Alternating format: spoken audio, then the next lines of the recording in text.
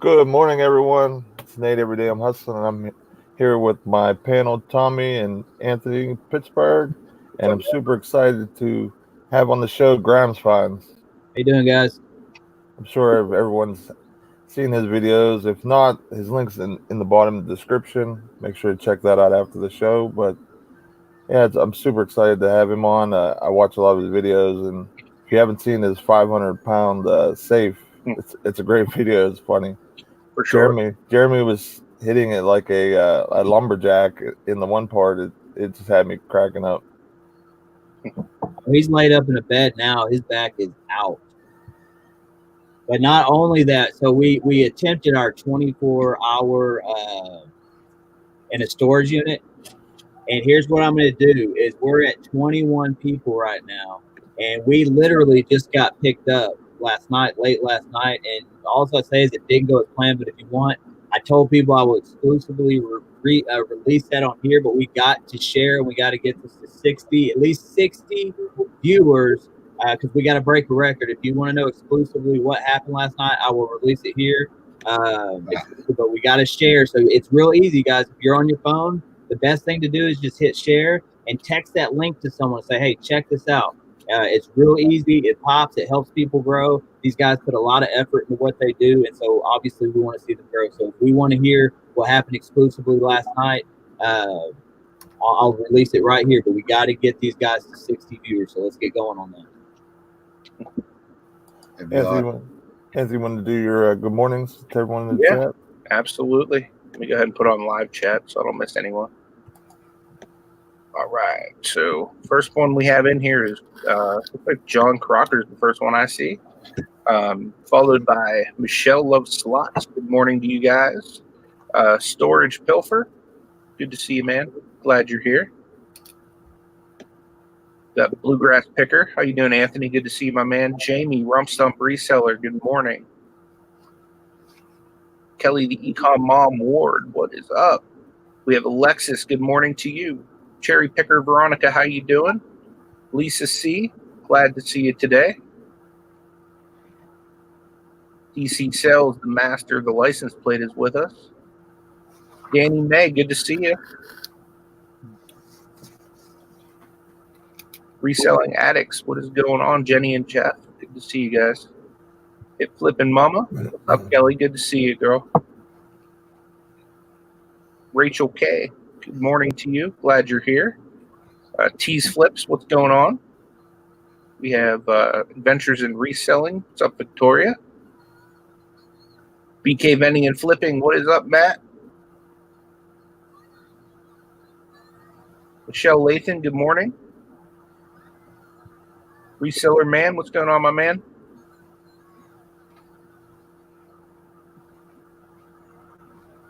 Find Our Voices, what's up? Crocker's Lockers, what is going on? Philly Picker, good morning. Shamrock Pixie, hey Destiny. Got Eric Bischoff in the house. Mama G, what is going on? Because She Shed, what's up? That's everybody I see right now. If you're in it to flip it, what is up? Anybody else I missed, feel free to say hello. We will greet you. For anybody that's new to the channel or watching us on this morning show, we're the entrepreneurs. We talk about business, so eBay, Amazon, Mercari, Poshmark, so on and so forth.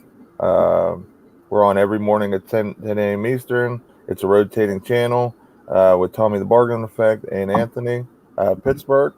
Our links are all in the description. So if you like our show, make sure to click those after the show, or you can do it now. And it's up to them, and make sure to watch us in the mornings. Yep. And I love the concept of the show too, because it's not just the three of us entrepreneuring. We're all entrepreneurs. If you're in any form of business where you're not working for the man, but you're working for yourself, If you're making something out of nothing, this is the place for you. We have a lot of different guests, like for example, Justin today. You know what I mean? We're going to learn about storage lockers and auctions and the stuff that he does.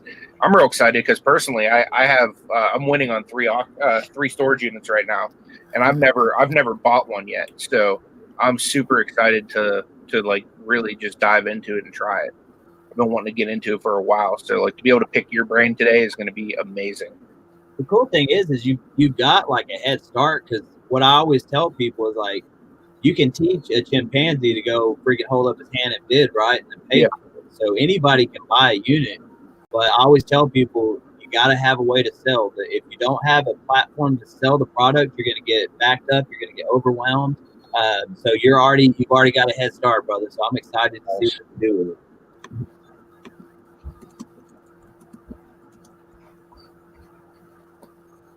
So Justin, how long have you been in the storage locker game? Probably altogether about 15 years, but Storage Wars first came out. I don't know about other areas, but here in Dallas and just in Texas in general, everybody and their grandmother wanted to get into doing it, and so the units went from like they are now, great money makers, to people were like paying 3-4 times like retail on them because they watch too much TV. And what's different about us than the TV show is that you see the TV show, and one of my very good friends, Renee from Storage Wars, is on there. And why I have a lot of respect for him, he's a businessman like all of us. You know, he's got a good platform to sell his stuff. But most of the other buyers, they look for these particular items, just 1 or 2, 3 items that are going to pay for the unit. And I actually look at storage units a lot different. I think it's really cool when you do it. But we just look for bulk, for piecing it out, right? We've created a recession-proof business. So anyway, I had to steer away from that because it was just too expensive. So I went back to it probably about maybe 1.5 years, 2 years ago, because we had built up an auction house based on consignment, right? High-end consignment, paintings, liquidating estates, things like that. I'd buy huge collections on Craigslist. I'd buy out entire businesses. And so I went out, I don't know, a couple years ago, and I was just like, hey, I'm going to go back out. Literally went out with a pad, not intending to buy, but I just wanted to see, had the prices come down from the hype of the show. And so I went out, and I ended up like buying almost freaking every unit on that run because they were so cheap. And I was baffled, so I was like, man, I went back to it. So, but I've been thrifting. We grew up we did not have a lot of money. My mom was pretty much a single mom since I was 6 months old, so she was always thrifting, buying her clothes, buying her stuff there. But when she was there, she was always looking for stuff, just antiques and collectibles. So that was like just ingrained in me. And my dad, the same thing. He just loves antiquing. He loves picking. It's not a business by any stretch of the imagination. He was a truck driver by trade, but he loves it too. So it's just ingrained in me. So I've really been doing it since like I was a small kid, but I turned it into a full-fledged business and quit my corporate job about 5 years ago. That's awesome, man. Yeah, I really enjoy watching your stuff, man. There's a lot of good information you put out there, and that's one of the main reasons I've been really wanting to get into it is just watching the stuff you do, Jeremy and George, even Jeebus, a lot of the different videos online. Like those are things I enjoy watching, and those are the type of videos that actually even led me into the resale community, which is kind of what our channels are about, is like reselling eBay, Amazon, that kind of stuff. But it was storage units that kind of led me into this community, which is really cool. Awesome. Yeah, I'd watch the Storage Wars videos like on TV and stuff like that, and I'm sitting there watching. I'm like, man, that's awesome. I'd like to get into that.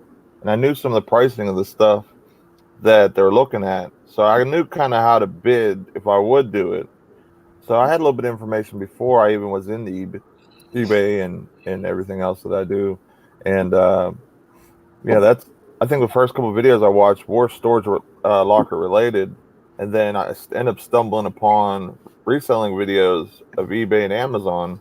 And that's basically how I got my start. I started on eBay and I did that for 6 months. And then January this year, I started Amazon, and now I'm like so close to having a chance of quitting my full-time job and going into this full-time. And I just love what I do. I just really do. Well, you guys know are really smart, right? Because one of the oldest industries known to mankind, is actually the auction industry. It goes way back. Now, I mean, I don't want to go into the history of, kind of how that all started actually with people. But the auction industry has been around forever. And there's one truth that we know: people will always be buying, right? They'll always be buying. This is one of the most recession proof businesses. And why I really like that storage units came down is because antiques and collectibles, right? If we hit a recession, that's the first thing to go, right? Because that's all considered like extra money that people could spend. And so if you can find out a way to sell things down to like literally like the flatware, and I'm not talking about sterling silver, right? That's a luxury item, but sterling silver, or the flatware, clothes, microwaves, things like that. If you can come up with a way to sell those items, you will always have a recession-proof business, because people will always be buying those items. And not only more of the millennials are looking to buy used items, right? They're not so much into that what we used to call like the antiques, the glass, the dolls, all the things, the furniture. They're losing interest in that. Now what you're seeing is it's like the 70s, 80s, 90s retro type stuff, toys, clothes, all that stuff's coming back around, and you find a plethora of that stuff in storage units. So if somebody can master the storage unit game, I'm telling you, cheap inventory, and it's stuff that people will always be buying. Yeah, 100%. That's what intrigues me to jump into that. Like I was thinking about starting doing liquidations and pallets and storage lockers, and um, it's because you get the inventory so cheap, and you can get the inventory so fast.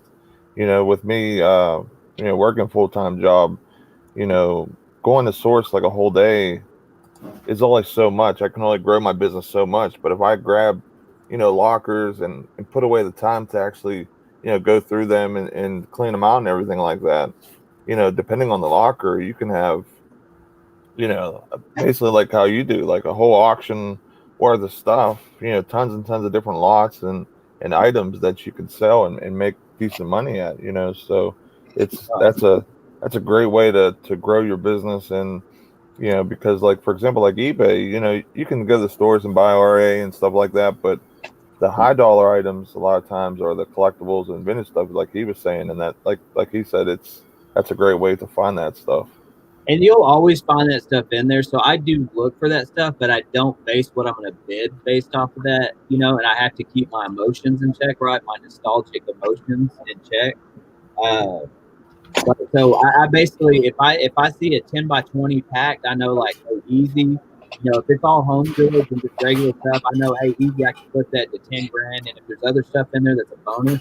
So I do look at collectibles and stuff while I'm profiling a unit, because profiling a unit is the most important thing. Where did they shop? Did they shop at Target? Did they shop at name brand? Did they have extra money for collectibles?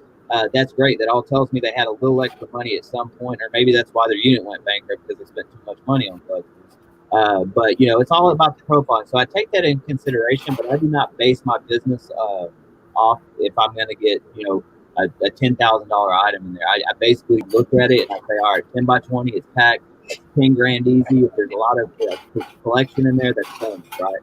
Like the $1,700 unit we bought like 2 or 3 weeks ago, I bought $1,700 on the unit because it was packed. It was clean boxes, it was artwork, and literally within 8 days, we turned that into $22,000 just because we profiled it right, and we literally like pieced it out down to every item. So I kind of share this is some people get overwhelmed. I've actually seen videos where people are like, "There's no way that you can do that," and no, it's absolutely true, guys. It's a very simple process. So when we bring trucks back full of storage units, we back it up to the dock bay. And this is what I told my employees, like what we do is very simple. It's very simple. We load trucks, we unload trucks, we sort stuff, we take pictures, we take descriptions, we upload it, and then people come pick their stuff up. It's such a simple process. But so basically, when a box comes out, I hear some people like, well, we got to rent the unit, stuff like that. And I get that, right? Because they may not have built up what we built up. But so there's 3 categories. So what they do is if it's a one-off item, they'll set it so it's either a one-off item that can stand alone in an auction by itself. It's either a shelf lot item or a tub lot or box lot, or it's trash. So literally when we're going through boxes, what I train them is, hey, it's a standalone, shelf lot, trash, and bam, you just go through the boxes. You can go through a box a minute and just freaking, sort it out. And that's how we're able to, some people, they always question me. It's usually on the help or review comments, but they're questioning like, there's no way you're going through that stuff. I don't know how you would even question that, because literally you see us buy units and by the next week it's all sold and we do auction previews. So it's a real deal, guys. This is a very, don't get it twisted though. It's very hard work. If you're willing to put in the hours, you can make a lot of money doing it. Yeah, absolutely. I mean, just moving the stuff out of the unit is going to be difficult work, let alone finding the buyers to come buy everything. Do you pull any of the items that you guys find to specifically sell, like on eBay or anything like that, or No, that was a decision I made probably about 4 or 5 years ago, right? Mhm. I could do that, right? And some people be like, you could have got more of that on eBay. And I was like, yes, but I have a long-term vision, right? I don't want to take my best stuff and give it to eBay. I want to give the best stuff to my customers. I'm trying to build my own eBay. I'm trying to build my own customer base. Why would I give my customers some trash and give eBay that? So I made a decision a long time ago. I'm going to take a cut on that, on probably some items. But actually, we really don't. If you go back and look at our auctions, we actually get sometimes 2-3 times what eBay can get on some items. So it actually evens out. But not only am I not paying eBay 20-30%, having to go in and do each transaction separately, right? My software, I can sell thousands of items. When the auction closes, it's a couple buttons, boom, 2 minutes, and it sends out all the invoices for me. It's all automated. So it's basically selling 1,000 items on eBay. Think about how much work that is. I can sell 1,000 items using HiBid. That's a plug. I want to get them as a sponsor. I can do that and send out the invoices. They either come here or also the shipping's automated. We have it to where they have to go online if they follow directions and fill out the shipping thing. So it's basically all. It's what we did is we built up a system that built up our own eBay. So what I'm saying is now it took years, but we're getting really good prices. And instead of paying those fees to eBay's, it's standard in the auction industry since about back in the 70s is really when people started it and had heartburn about it. But I get an extra 10 to 15% of buyer's premium, right? So not only am I paying that, but that 10 or 15% in most cases helps me, right? So I'm not paying that to them. I'm actually getting items that people like, you could have got a few more bucks. Well, I'm getting 10 or 15% extra, and I'm not giving eBay more money. So actually, I'm usually coming out in the hedge, if that makes sense. Yeah, for sure.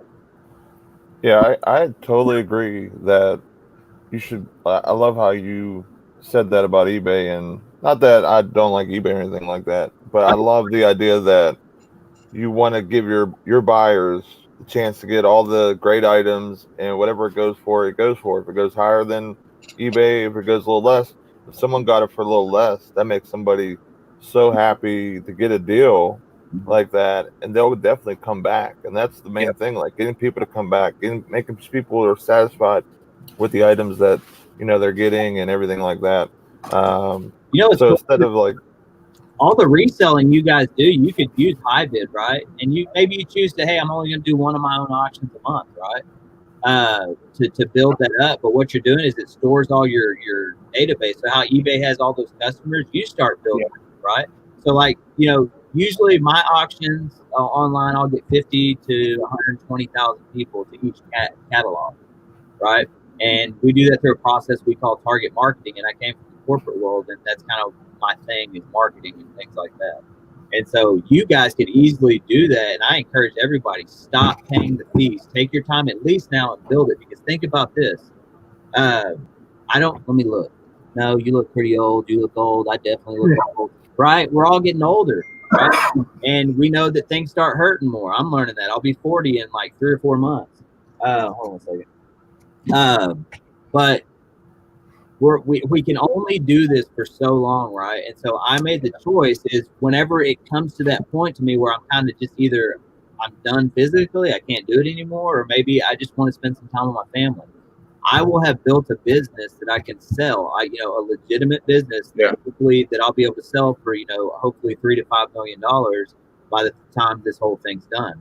So what we're doing is I don't want to. I don't have anything against eBay, but I don't want to invest into eBay. They got plenty of money. I want to invest into me. I want to invest into my family. And when this is all said and done, I want to have something to leave my children, either a company or I want to have. That's really smart. A big chunk of money to live on and inheritance for my children. So I don't want to come where I'm 60, 50 years old or 60 or 70 years old. And I'm like, man, I either got to keep reselling because, there's no 401k in this business. Right. Yeah, and so, for sure. So that's why I take the approach I do, is because I'm very big picture minded, and I've always saw out way far ahead, and I tried to plan for that now.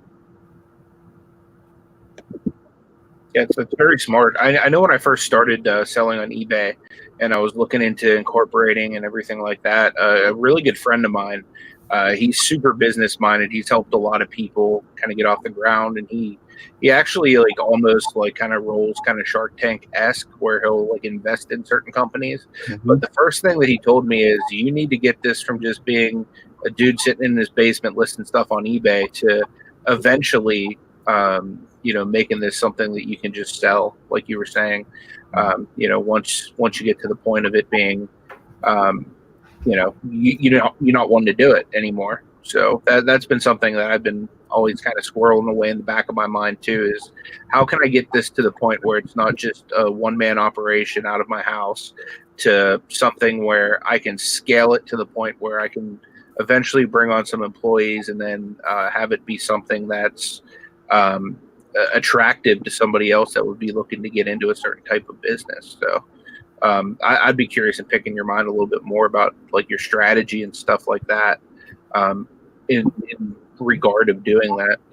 Anytime, man. I'm a super busy guy. I wish I could have come on here sooner because I've watched all y'all, and I really we live in a crazy world. I just appreciate nice people these days. I really do. I just appreciate good, hardworking people.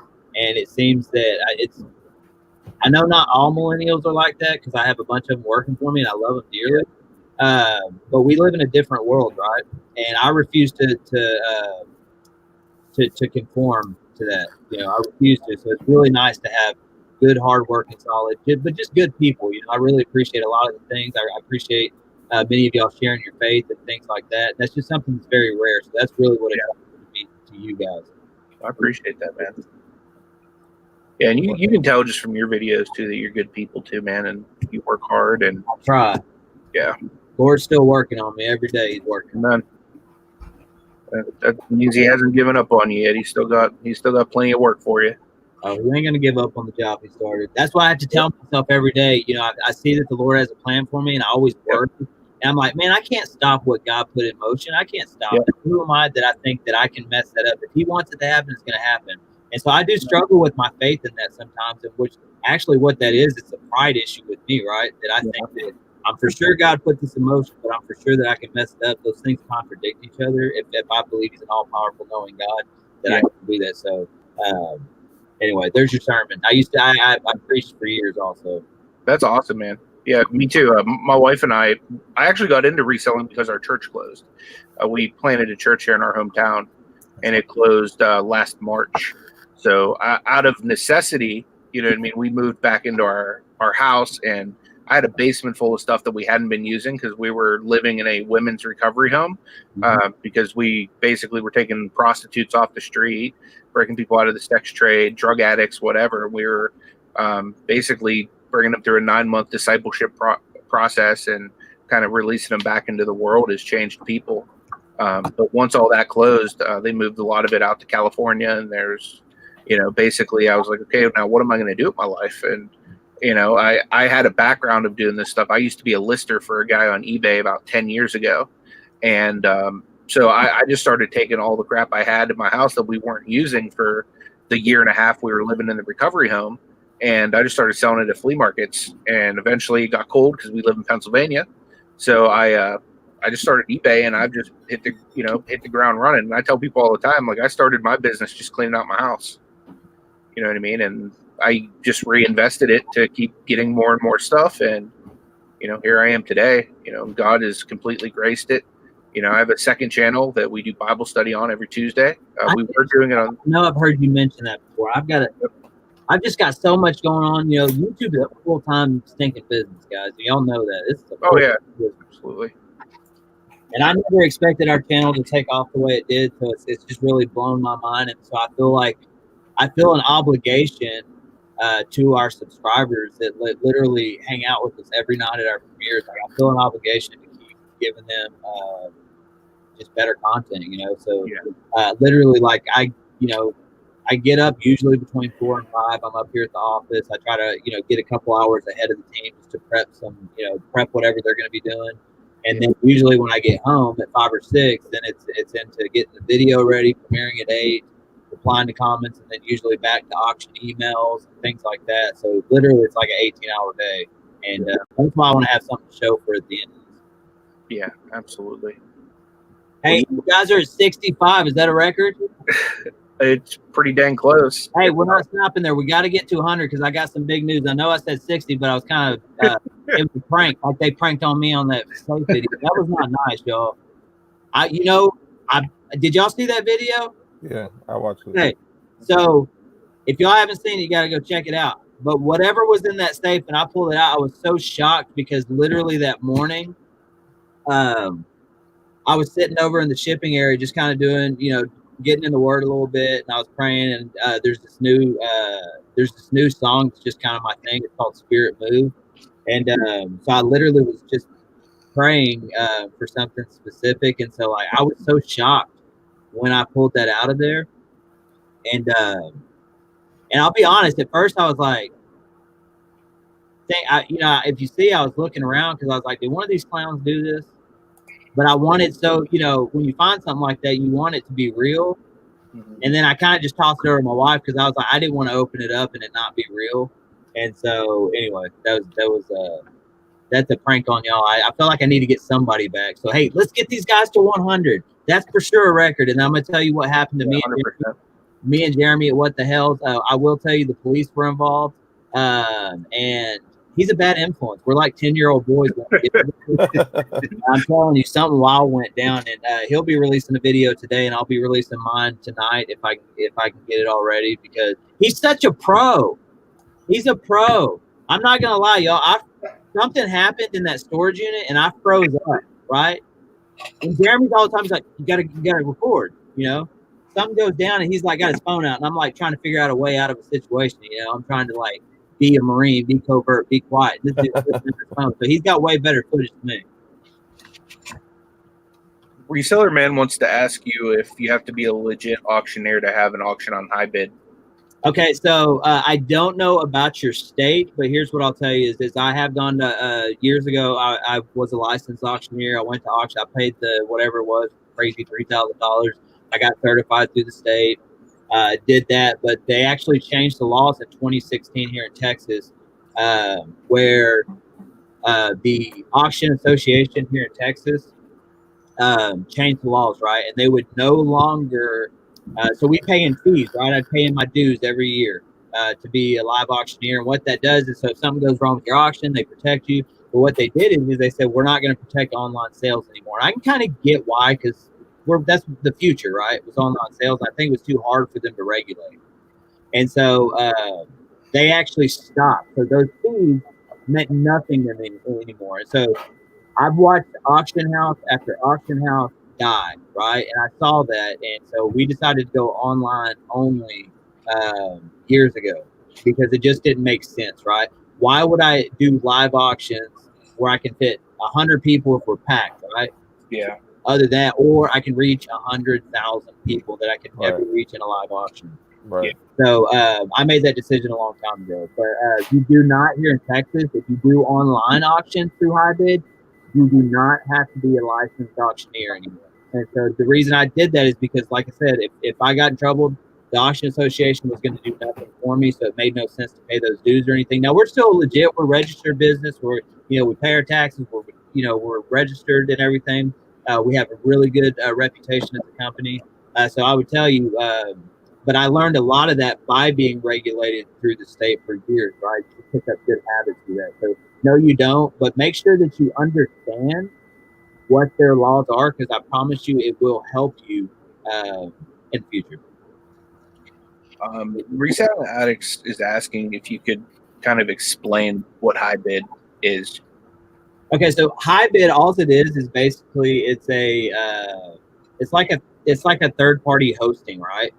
They have phenomenal software. So basically, we pay a monthly fee. It's not very much, and then you pay fees per auction.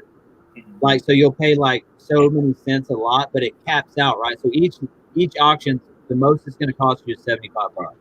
Hey, dear, let's call my wife, making sure I'm giving you the right info. But I'm pretty sure 75 it caps off, right? But you pay a monthly fee. But HighBid actually promotes your auctions, right? There's HighBid Texas, there's HighBid, and HighBid will actually give you a breakdown of the people they sent you, what your site generated, like other sites. Texas HighBid, they have like a high-end state sell HighBid, and so they actually promote you too. I'm telling you, HighBid, if you want to do online sales and online auctions, and you want to do it in bulk, and you want to cut down on the having to your per transaction like labor and stuff. If you want to do it in bulk, HighBid I recommend it. Now there's other ones out there, but HighBid, in 5 years I've had one issue where there was a little glitch in the system, but that was only one time. But other than that, they are freaking hands down. They're affordable. And like I said, it sends out your invoices, it tracks your customers' information, it tracks all their emails, so you can send out or advertising and stuff like that. So HighBid is phenomenal. It's just it's do not depend. Don't go out and get HighBid and depend on them to generate all your customers. We have been building this for years. So like I said, you need to have that customer base. So that's why I'm saying if you did it once a month or something to grow it a little bit slow. But so anyway, just go check them out. Type in HighBid, and all their pricing and stuff is on the website. And make sure to leave a comment and tell them, hey, Grimespine sent you, and say you guys should sponsor him. He doesn't want to pay your fees. Right. So Reselling Addicts is also saying, do you ship the stuff or is it pickup only? We used to only use UPS. So we would use UPS, and basically what they would do is we pull the orders, put it literally in a stack, and they would send a truck over here. They would come pick everything up, which was cool, right? And they would take it back to UPS, and they call the customer. They get their shipping payment. They do it all, right? But let's be honest, UPS pricing is a little bit pricey. It's a little bit high. And so we've actually converted, we have 14,000 square feet. So on the other side of this wall, I've converted one of this whole section of the downstairs gallery into a shipping center. And we did that was to, again, right? UPS is making all this money. So why would I not try to find a way to where we could make it more affordable for our customers instead, and then we would make that extra revenue. And so we have all the shipping back here. It's a huge section. And because our shipping, before we started YouTube, like per auction, we'd probably do, I don't know, 30 packages, maybe an auction of out-of-state buyers. But we have a ton of local people. Don't get it twisted. We have a lot of people that come pick up here, and so they usually flood in here on pickup day. But our shipping since YouTube has gone up probably about 500 to 600%. It's just been that ridiculous, and that's why I converted it. But again, we're making that extra revenue. We reduce the cost for the customers. Now we typically have to do like a 7 to 14 business day type deal because we do in such bulk, but we disclose that. So when people sign up, it says all that in there. So you'll have people say, hey, it's been 8 days since we got our, since I won. And I'll be like, well, ma'am, when you signed up, these are what you signed. This is what we offered and you accepted that. So a lot of people don't read the fine print, right? So if you do that, put all that into the things, because the way I see it is like, look, we made an agreement with you.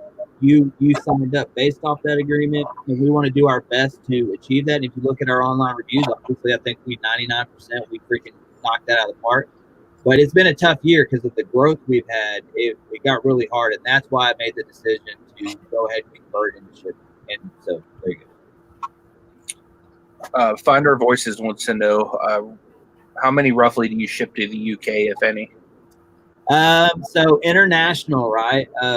I've got customers that we've shipped all over the world. I try not to make a habit of that right now, but 2020 we will be expanding that. And one of that is because I don't know enough about. We literally sell tens of thousands of items a month, right? And international laws are different. There's certain things that you wouldn't think that are illegal to send over, across the pond. And I just, to avoid that until I understand it properly, I only do that on one-off basis. If it's been an old customer or someone contacts me and I can quickly check that. So just avoid any trouble. And I don't, the pricing and stuff like that, I just don't know enough about it to fully say, yes, we're international. But come 2020, I will feel comfortable that we will be able to provide that service better, and we'll do that. That's awesome. So, okay. Danny May's asking, how are the ladies? Where's Jeremy? Who has a hurt back? And what happened last night? Should we tell them? That's up to you. Okay, I tell you what. You get me 10 more people in here. Get these guys up to 70, and I'll tell you for real. And I just tell you, I'm tired. Again, me and Jeremy just seem to get in a little mischief, but it's all innocent. It's all innocent. But so what I will tell you right now, while we're waiting for the other 9 to get in here, so we can release this information, is when we hit 10,000 subscribers, I told my subscribers that we would do a 24-hour locker challenge. That we would lock up into a locker. And I knew that Jeremy and George were coming into town. I've known this for a few months. And so we knew they were coming into town. And so I made the choices, like, it'd be just so much funner to like do that with the friends. So we made it a competition, girls versus the guys. So we got into the unit. So we bought their unit. And here's the thing, we'll be releasing all this. Some people are like, oh, no, that's not real. You probably rented those units. No, we actually bought them on online platforms so you could actually go see that they were legit. So we bought them one. They bought us one. And they locked us in ours. And to be honest, I can't tell you what happened after they left. Because seriously, since last night, I've barely slept because, okay, we've been doing premieres. I made a choice with YouTube to do premieres, right? A lot of people don't do premieres. Actually, I've had a lot of YouTubers tell me to stop doing premieres. But I don't think I would do YouTube if I couldn't interact with people. Because other than that, it's like me making a video, posting it. It's weird to me. It's like waiting for them to comment and like there's no interaction there. And I just I enjoy it. So last night was the very first premiere that I missed. Okay, so out of like whatever 120, 130 premieres, I've only missed one, and it was last night.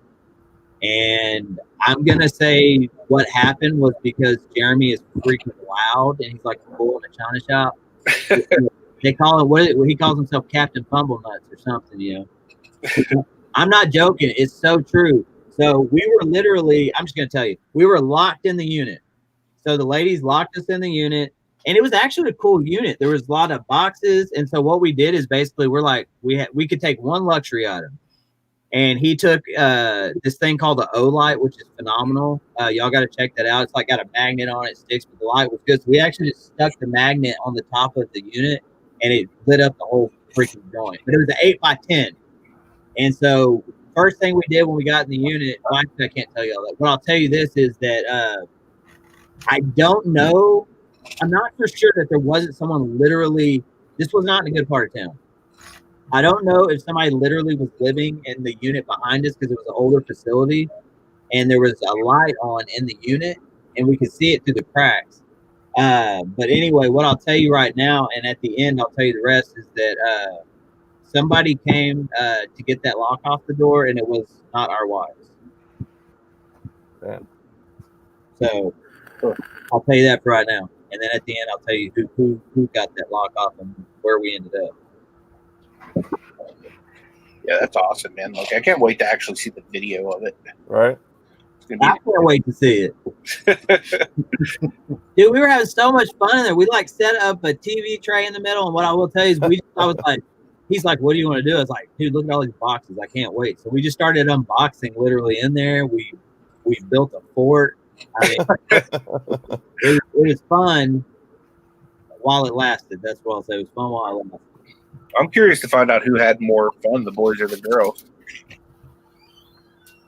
I've got my suspicions, but they won't tell me. Like what I've learned about these serious YouTubers, like even like Jeremy and George and I have just, and Gina, we've just, over the last probably 4.5 months we've been doing this.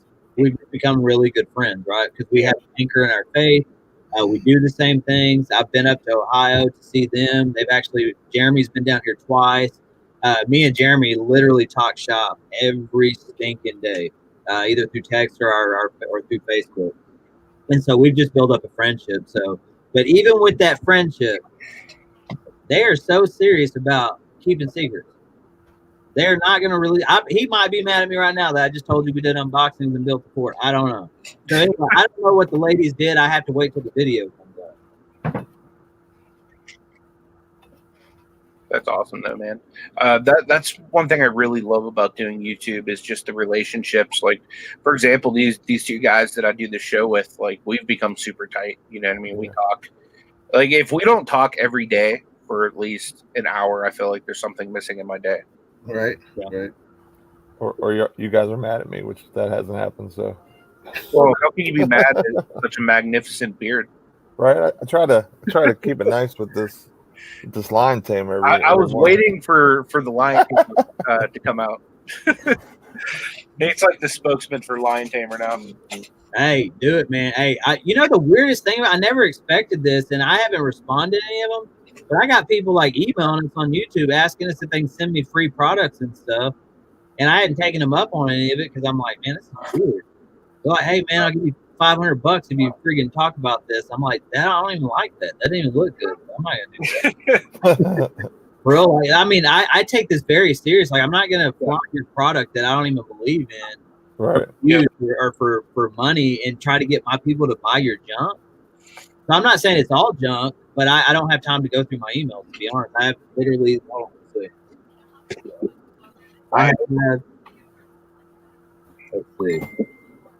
I literally have 27,000 emails. Wow. I don't know, dude. YouTube is my phone number, email has already been way out there because of my auction company. Yeah. When YouTube started picking up, like, especially people have an invoice and it has a number on top and it's not mine, they will do anything and everything but follow the directions. Not all of them. 99% of my bidders are awesome, but you have a ton of people when they'll, like, think about an auction that has 100,000 people. That's 100,000 people that just saw my phone number and everything. And so, anyway, I can't keep up with it. So I haven't gone through all the products of people trying to get me to sell their stuff. Now, somebody wants to send me, like, a link for, like, vintage Ninja Turtles and stuff. I'll flaunt those all day. You can pay me to do that. Heck yeah. Yeah, I mean, that's exactly how I would be. I wouldn't want to, promote anything that I didn't believe in or I didn't use or I wouldn't never use, because then someone would actually get this and be like, seriously, Justin, why would you say use this or do this? That would make you basically like almost like a sellout, like you sold out just for money to promote something you don't even believe in or use. So I 100% agree. I believe in it. Hey, look, I welcome any people of all walks of life to my channel. Like, I mean, seriously, with open arms. But I believe that the Lord gave me this platform for a reason, and I need to keep it honest, and or He'll take it away from me. I know He will, and so I've got to honor that. So I'm not gonna be sitting here selling junk for but that's a short-term plan. Someone who would do that, they're not seeing the big picture. They're not seeing that you sell junk. They're not going to come back to your channel. And exactly. So, I mean, run your channel with integrity is what I would tell you. Yeah. 100%. That's awesome advice. Whenever you come out to Ohio, you should come next door to PA. We'll do some storage lockers or something like that. We're not far from I believe from where What the Hales are located. I got a Permani sandwich with your name on it, man. You talking about that doll again? About a doll? No. Did you say Permani Brothers is like the famous restaurant in Pittsburgh where they make these sandwiches. They use like real good Italian bread. Then they'll put your choice of meat. Then they'll stack French fries on top of that. Then they'll stack coleslaw on top You're of that. talking my language now. I'm such a dude. Oh my god, That sounds good. Annie. Yeah, it's called Permani. With the beard, but he likes to play with large dolls, and that's just. So, hey, all jokes aside, that dude, I've met him in person. I've hung out with him. We actually sat down and shared a meal a few times together. and he's just he's a legitimate good dude, but still he's weird, dude. You play with dolls, like let's stop. For sure. Yeah, Suburban Beer is a good guy, man. I like him a lot. Good guy. Him and Fam and the Flipper. I know he's in the chat, and my flipping life and El Cabas. I can't say his name, but yeah, Cubanazo.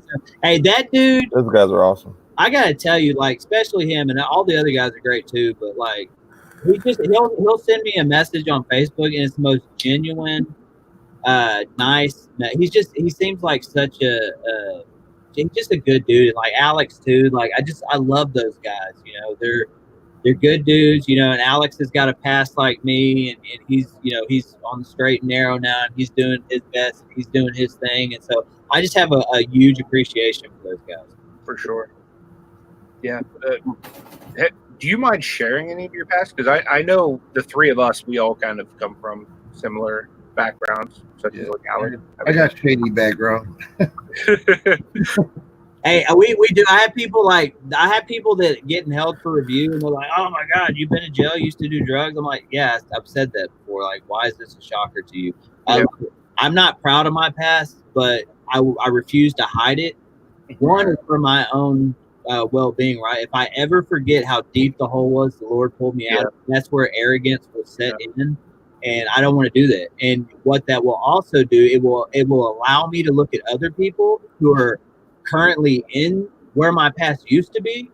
It will allow me to look down on them, and how dare that I not share and extend the grace that the Lord extended me when I was in that position. Yeah. And so, yeah, I have no problem sharing my past. And again, I don't ever want people to think that I'm being boastful about it, because I'm not proud of it. Actually, but I'm not ashamed of it, right? Because it's my story. Yeah. And so, but basically, real quick, just kind of my past is come from a broken home. Mom, dad got divorced when I was 6 months old. She got remarried, thought that the guy she married was my dad. I think up till I was like maybe 10 or something. And then I was taken, me and my sister were taken from my mother, and we were split up. My only full-blooded sister, she was sent to my grandmother, I was sent from my dad, or to my biological dad, who lives here actually in the same city where my auction house is. Cool story is like we don't talk much, right? There's just, but there was a note on my front gate from him saying, "Justin Grimes, call your dad." I was like, man, that made my heart freaking jump. That's so cool that if I don't know if you saw a YouTube video or something, but I was like, hey, I'll take it, right? Awesome. But so shortly after that, I ran away when I was a teenager, and kind of jumped from home to home throughout high school until I think my junior year. I landed in one home, and I stayed there up until I left for the Marine Corps. But I got in a lot of trouble when I was 17. I committed 3 felonies, and they put me on probation. I didn't have supervision, really. I hid it from the family I was living with. And so basically I didn't check into probation for over a year. And then it came down to the point it was either going to be, I can't remember, it was 23 or 28 months in jail. Or at that point, I had a really good friend by the name of Ryan Wheat. He was the most, I was like the opposite, right? I was just the rougher dude. And he was let's be honest, he was a male cheerleader in high school. Okay. That tells you a lot, right? Yeah. But he was very good, and the Lord put him in my life. I know it did, because he had already signed up for the Marine Corps, and he went and talked to his recruiter, and the recruiter literally came and met me and talked to me. He said he believed in me, and he went before the judge and everybody and said, yes, we will get him signed up. And they gave me the option for the Marine Corps. That I chose the Marine Corps. Did that, but after I got out and came back, and there was a lot of emotional things that I hadn't dealt with, right? There's a lot. I mean, suicide was a very common thought growing up from when I was a teenager. I mean, even I can remember being like 10 years old, like literally in my room, like wanting to pull all my hair out, like just craziness, right? And so I had a lot of emotional baggage that I hadn't dealt with, and I got out. It wasn't as easy as I thought. I kind of resorted back to, selling pot and stuff like that again. And then I remember one day when I was 25 years old, I was in my truck, and I literally had a bottle of Jack Daniels in my between my legs, like driving down the street. And I remember pulling over and just in tears. And I remember telling the Lord that I was done living life my way. that I was ready to submit to him. I grew up in the church. I had a head knowledge of God and Jesus. I had a head knowledge of the gospel, but I hadn't accepted it. I hadn't chose to submit and be obedient to that. And so that day on that road, and I tell the story at churches, I'm like, I'm never getting invited back again. People are like, you gave your life to Christ while you were like drunk, and I was like, yes, I did. But it's stuck, right? And that's the key indicator. It's stuck. And so after that day, I by no means did I perfect it. But ever since that day, I've tried to pursue the Lord and tried to become more like Him for my own good, for my family, but for others. We live in a world where people are so quick to shut people down. And I'm so grateful that the Lord saved me and He's given me the mindset that I have, and He has not let me forget the hole He pulled me out of. And all I want to do every day until the Lord, comes back, or He decides that it's my time to come home, that I have to extend that grace to every single day, to my wife, to my children, to myself, to everyone. And I've got to do that every day. And so, by no means am I perfect, but that's the way I try to live my life. That's my story, and I'm sticking to it. That's awesome, dude. That's a wonderful testimony. I always love hearing like what God's done in people's life, and my story is very similar. You know what I mean? My wife was addicted to crack, and she's been clean over 14 years by the grace of God. I was selling drugs when we first met. It was kind of how we met up at a party. I showed up to supply the party, and she was there fresh out of rehab. The party ended up getting busted by the police. We both got arrested together. And my mom met her for the very first night y'all got married? What's that? Is that the night y'all got married? No, we didn't get married for like another 6 years, but this was the night we actually met up, and my mom met her for the very first time picking me up from the police station. I was like, hey mom, can you give my friend a ride home? And the rest is history. God did a fantastic work in our lives. For me, like I didn't end up finding the Lord for another few years after that, but for me, like for you going to the Marine Corps was kind of like your thing. Me, I became a professional wrestler, and that was kind of like all of my effort went from the drugs and the lifestyle now into trying to become a professional wrestler. And I did that for, about 6-7 years before I broke my back and had to retire. And once I retired from wrestling in 2012, like I was the lowest I'd ever been, you know what I mean? Because I finally like felt like I was achieving my dream.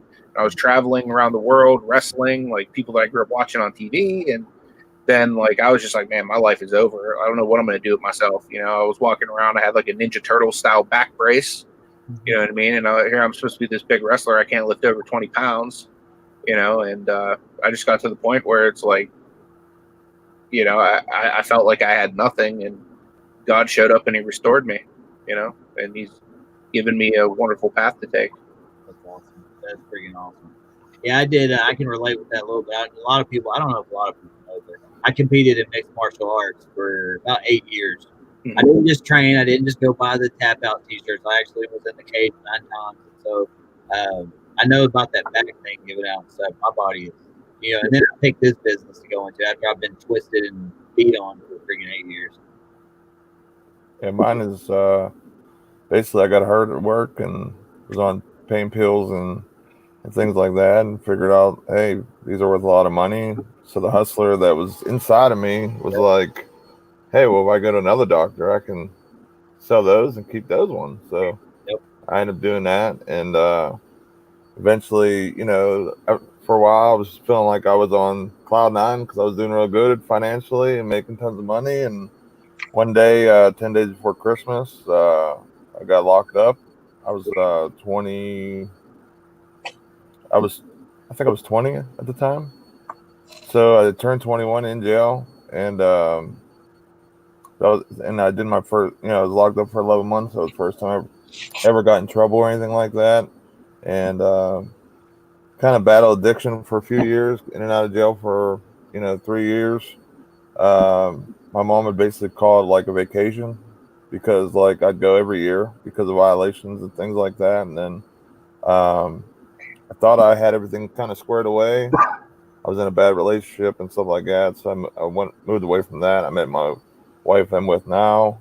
Had a little bit of a relapse, but I got my stuff together and started working, and I hit basically took me to hit rock bottom to really understand that this is not part of my, this can't be me. This can't be my story of how Nate every day I'm hustling, the person is like, I mean, there's got to be a better thing for me. You know what I mean? There's got to be more. So I went to rehab for the first time. I basically submitted myself and said, hey, you know, I need help.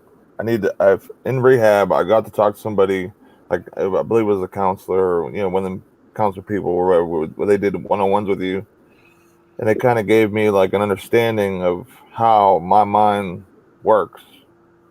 You know what I mean? And having that, as you're a drug dealer or whatever, you have that look at me, and the money is the important thing, and that type of thing where you're worried about everyone else's thoughts versus what you care about yourself, and you put yourself through the ringer just to kind of please other people to show that you have all this stuff, so I got to understand that. So it kind of helped me with my understanding of my addictions and things like that, because I was able to like counteract like when I was maybe going to the wrong path of how things, used to go. So, I left there. I started working with my parents again, and I've been clean since see, it's 2019. About 5 years I've been clean. So I've been and I have no thoughts of like using or anything like that. And my wife is awesome, man. If it wasn't for her, she's been a very solid like person in my life, and I That's how couldn't. mine is, man. I know the Lord sent my wife. Yeah. Yeah. Hey, that's one of the questions asked. Right? Do you love Jesus more than me? If we can get down with that, that's a good thing for me. A lot of people are like, oh, you don't want to love him. Yes, I do. Trust me. And somebody, Reseller King, said, I think a lot of people are scared to share their faith on YouTube. I think a lot of people are scared to share their faith in general because of the world we live in. Yeah. But just if I'm shooting straight, that's a lack of faith, right? And it goes back to what I feel like what the Lord's taught me over is that like I can't stop what He put in motion, and I will never be right. And literally, I think it was Peter that said, or no, it was Paul. To not, no, Peter said be able to give an account for what you believe in, right? Yeah. Paul also said don't be ashamed of the gospel, right? And so I will not be ashamed. And if you are scared, I would encourage anyone to not be afraid, because at the end of the day, He's God, right? Yep. And trust me, be obedient and in faith, because that's fear, right? That's fear that's stopping you from doing that. And the Lord did not create us to walk in fear. Yeah. And it's just transparency of just sharing what you believe and who you are. And I think that's what people really appreciate on YouTube more than anything. There might be some people that aren't, that don't believe the same things that we believe, but by the same point, I think they can appreciate somebody being genuine with them, you know what I mean? And not trying to mask who they are or what they believe. I think that there's a lot of, people almost scripting videos. I think they really appreciate when people are just genuine and real with them. That's why I say, one of our big things on my channel is like we don't edit. Well, I edited the safe one because that was a booger, man. I really wanted. I'm sure we put so much in that. It's like we're getting every freaking angle of this thing. But for real, like a lot of 99.9% of my videos is we record, we don't stop, and I upload it on the app. I piece them together because my view is like if I shouldn't have to edit things out. And when I edit, I give people a fake version of me, right?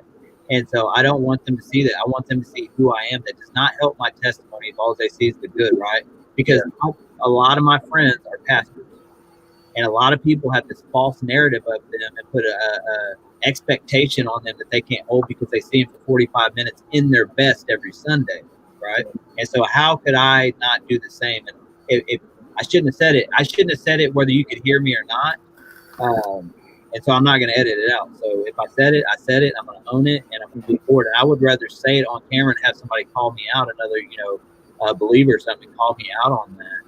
Because that doesn't, if I hide behind editing and stuff, that doesn't help me grow as a person. Yeah, that's true. Kelly Hip Flip and Mama wants me to invite you to our Bible study sometime. We we do a Bible study, like I said, every Tuesday at 2 p.m. Eastern on my other channel, Flippin' Hope. Yeah. If you're ever free on a Tuesday afternoon and you'd want to pop on with us and absolutely read the Bible, and we pray for people live, and we just kind of, Hey, I'm a prayer, man. That's one of my things. Yeah, we'd love to have you on. So, you said it's on Tuesdays at Tuesdays at 2 p.m. We could always do a special one some other time if that's better for your schedule. But Yeah, 2 p.m. Eastern. Tuesday, 2 p.m. Eastern. It's on Flippin' Hope, which is my other channel. We used to do it on this channel until that one reached 100. Now that's, I think we got like 130 over there, so we're able to do lives over there now. Man, if I had the time, I'd love to do something. So I'll definitely let my subscribers know about that. See if we can't help grow that thing, because I can't think of a better cause, than to do that. Like I said, I try to, people don't want. People have had. I get why a lot of people are turned off by Christianity. I totally get it. I've been in a lot of churches. I get it. Trust me, I get it. I would tell people, if you want to be a part of the biggest group of hypocrites in the world, visit a church every Sunday. Right? We're all hypocritical in some way, and so what a better cause to help you grow that, where people can see authentic people and what the Lord's done in their life, but also by not being people. Man, you're about to pull me into a sermon. I'm trying to stop myself. So I'll go into the man, preach. But anyway, yeah, I would definitely like to help grow that, because that's definitely a good cause. But what I'm saying is, people don't want religion shoved down the throat anymore. Exactly. Or a lot of people these days have been hurt by religion, right? They've been hurt by the church, like I did growing up. And so that's really one of the reasons I live my life the way it is. I don't see myself, better or lower than anyone. We're all God's children. He made us equally and wonderfully made, and that means all creation, not just the ones who have accepted Christ. And how would they ever see? Most people are like, man, I'm too dirty to come into a church. I need to clean myself up before I can go in there. I'll get struck by lightning. But that's not the story of the gospel. The gospel is, come as you are. He accepts you as you are there. And so I think the church has done a horrible job. I'm just saying the church in general. Yeah. A lot of it has done a horrible job at getting that message out there. And but the Pauline letters, Paul talked of this coming apostasy, right? Where there would be a societal turning from God. And so I don't think that people are seeing the best. And so it's jobs, like a lot of good work is done in churches, but I think a lot of better work is done through guys like us out in the real world. Absolutely. We are the church, right? Yep.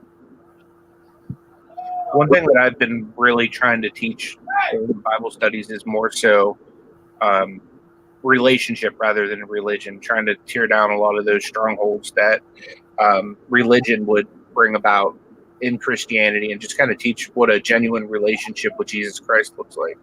Because really, that's what the Lord wants. He doesn't want you to follow rules or live your life by any standard. He just wants you to walk toe and toe with Him. And if you're doing that, you're birds of a feather flock together. If you're spending time with Jesus, you're gonna begin to act like Jesus. Yeah. Hey guys, give me 1 minute. Y'all keep going. I've got. Sure, not a problem. Let me see what's going on in the chat. That's what I was doing. It's been moving pretty fast today, so I'm sorry if we missed anything anyone said. Yeah, I tried to get everyone's questions. If anybody has any questions for Grimes, Grimes fans, please put question marks in before, and we'll try to get to them. I hope I don't miss anybody's stuff. I do appreciate everyone who's still here and who's came into the live to hang out with us, new, old, and hope you stay with us and watch our morning shows. It's really a great show. We do a lot of information for everyone, all the different platforms and business types. Yep. And if you guys aren't subscribed to Nate yet, please go ahead and turn that red button gray. I'd really appreciate it. This guy puts out such awesome information. And I was saying it last night on a live stream. He doesn't get the credit that he's due. He's so knowledgeable. It's insane. He's helped me tremendously trying to build an Amazon business. So make sure you subscribe to him. He knows his stuff. He's a good dude. He's genuine. You'll enjoy his channel a lot.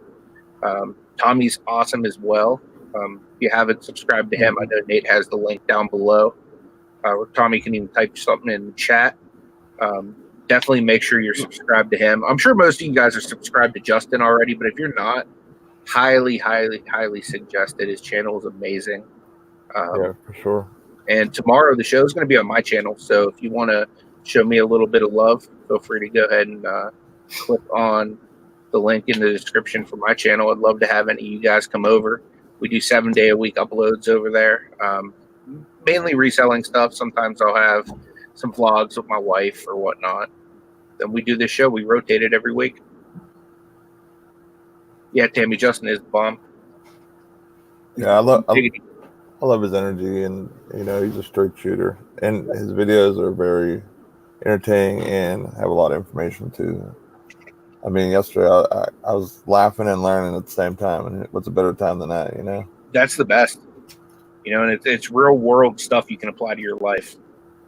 That's what I love about a lot of the content creators that I watch on a daily basis is you can take what you learn in that video and you can apply that to your own business or your own life.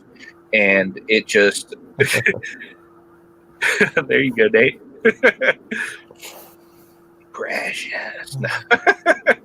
But you can take that stuff and apply it to your own life, and you can actually see a positive effect. I'm like the one dwarf from that. He has like a big beard like mine. I'm trying to think of his name. Man, I'm gonna have to go watch that movie again. I do like Lord of the Rings though. That's awesome, Kathy. That you've got sober again and all that. Yeah, if you ever need anything or you have questions about that, or you just want prayer or something, hit me up. I'm Picksburgh 74 on Instagram. Anybody can feel free to message me anytime. The What the Hell auction starts tomorrow, so anybody who's wants to grab any stuff off of there, I believe it's on Justin's channel or auction house through the High Bid, I believe. What the hell's time does it start? We'll have to ask Mr. Justin as soon as he comes back.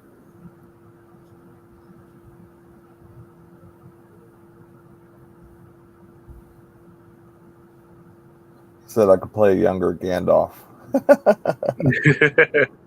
Nice. That must mean Gandalf has that lion tamer. Right? That's how his beard got so nice and long. That's awesome. I hope you win them lockers, man. You should show Justin those lockers and things. What you maybe should bid on them, like the high bid on maybe a couple of them, or maybe the ones maybe you're not bidding winning at currently. Give him a little. We'll get a little knowledge from the man himself. See what he would bid at if he was bidding those. Yeah, definitely. Especially that one that was really good. Blue Rhino says today's been one of his favorite shows. Honestly, love to talk about where everyone has come from and their faith, and he gave his life to the Lord 9 years ago. That's awesome, dude. Yeah, I think it's just cool to be able to just be genuine and just show people like who you are and not be ashamed of where you've come from. But I mean, it's amazing. One of the best pieces of advice I ever got came from a drug dealer when they said you can hustle legally. Like, you know what I mean? Like, because things were really hot around me at that time, and I was to the point where I was going to get locked up or shot or killed. And this dude was like, you don't have to hustle drugs all your life. You could go hustle stocks. You can go hustle, a business or whatever, and that didn't really settle in my mind until just over these last couple years, where it's like, yeah, I mean, I don't have to chase, drugs. I can go chase RA. I can chase garage sales. I can chase, thrift stores. You know what I mean? What size units am I bidding on? Let me pull them up and I'll let you know. I love most about being in the YouTube community and have everyone here as friends, and especially these guys on the panel right now, because I lean on them every day and talk to them, and like a lot of the people that I was dealing with, in real life here, for example, have ties to the drug game, and that was mostly all my friends that I was with. So me having you guys as community to talk to and deal with, what I mean. That's why I love doing the working hangouts when I'm off work, and just talking with people and just interaction. Because other than basically you guys, I'm with my family, and that's it basically. You know what I mean? Because I don't want to be with that side of the tracks anymore, basically, because I don't want to have temptation come bring me back. Because let's face it, I like making money, and someone throws you a deal or whatever, or starts talking to somebody, you might start thinking like, well, if I did that one time, and the next thing I'm in back into the nonsense again. You know what I mean? So Yeah. I don't even want to talk to any of those people anymore, and deal with them anymore, because I don't want any problems. Plus, I'd whoop your butt if you want. Right? I would let you whip my butt if I did. Believe me. I would just curl up on a ball and you could curb stomp me.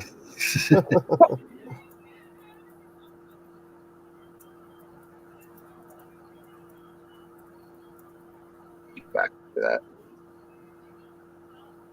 I think any real friend would, definitely step in the way and not let something like that happen. We got Pusa Studios in the house. What's up, Pusa? How you guys doing? Glad you guys stopped by. Is a 10 by 30. That's the biggest one, I believe.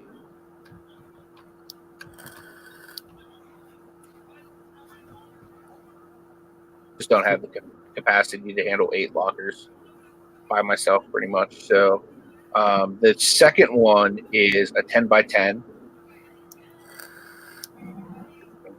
The third one.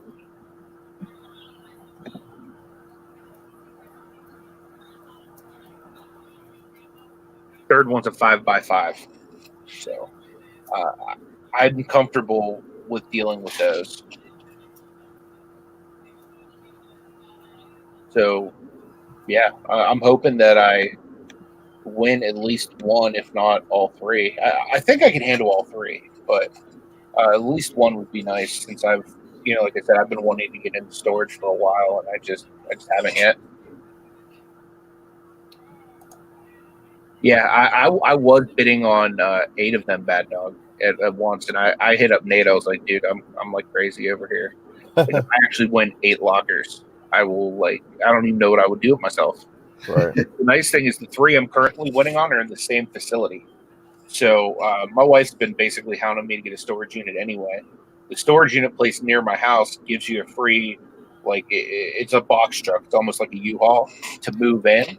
So what I would do is I would go rent a storage unit, get their free truck, move all my stuff to that unit, and just kind of work it through. You know what I mean? Hit it up every day when I'm going to the post office, bring myself back a few IKEA bags full of inventory to list, and hopefully blow it out quick. The units I normally target are ones that don't have like furniture and big items, just because I can't lift and move that stuff with my back. So hey, thanks, Reseller King.